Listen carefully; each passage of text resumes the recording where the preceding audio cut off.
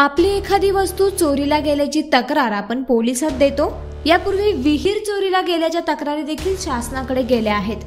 मात्र सोलापुरातील एका गावात चक्क व्यायामासाठीची तालीमच चोरीला गेल्याची तक्रार प्रशासनाकडे करण्यात आली आहे। चला तर मग पाहूयात नक्की काय आहे हा प्रकार। मी दादा कळसाईत गावचा नागरिक, टाकळी गावचा। 2016-17 साली आमदार बबनराव शिंदे यांच्या फंडातून व्यायामशाळा मंजूर होऊन आली। मंजूर होऊन आल्यानंतर ग्रामपंचायतला कुठली त्याची सही किंवा कुठल्या ठरावा कुठली माहिती नाही। यांनी जिल्हा लेवलला काम केलं आणि व्यायामशाळा न बांधताच पैसे उचललं आणि आम्ही ग्रामपंचायतकडे तक्रार माहिती अधिकार भाऊसाहेबांकडे दाखल केला। तर त्यावेळेस त्यांनी सांगितलं की 8 नंबर रजिस्टरला कुठलीही व्यायामशाळेची बिल्डिंग आढळून येत नाही।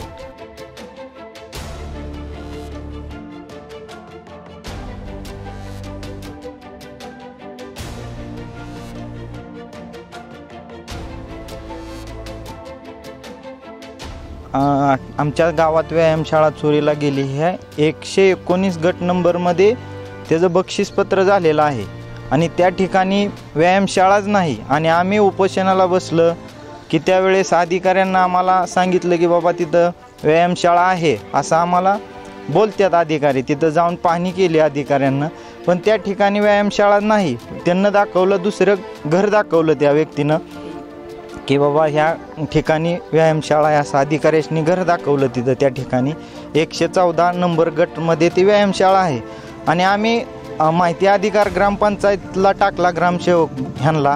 त्यावेळेस आम्हाला अशी माहिती आढळून आली की ग्रामपंचायतनं आम्हाला पत्र दिलं की बाबा 8 रजिस्टरमध्ये आम्हाला नोंद आढळून येत नाही असं आम्हाला लेखी पत्र ग्रामपंचायत यांनी दिलेलं आहे।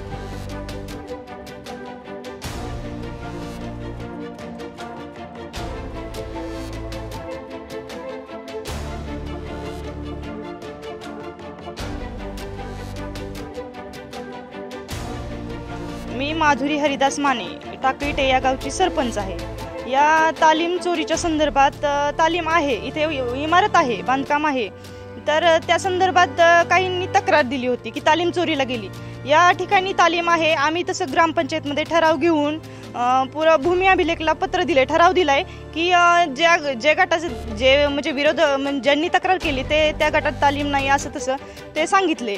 तर आम्ही तसं वर भूमी अभिलेखला ठराव दिलाय की त्या गटाची मोजणी, रीतसर मोजणी होऊन जे काय असेल ती पुढची कारवाई करता येईल। रीतसर मोजणी करू, त्यानंतर जसं असेल किंवा त्या गटामध्ये तालीम नसली तरी जरी निम्म्यापर्यंत आली किंवा कुठपर्यंत आलं काय झालं तर जशी पुढं कारवाई, मोजणी जशी होईल तशी आपण त्या संदर्भात हे करून घेऊ, चौकशी करून कारवाई करून घेऊ असं सांगितलेलं आहे। मी हरिदास वसंत माने, एक शेतकरी बागायतदार, टाकळी।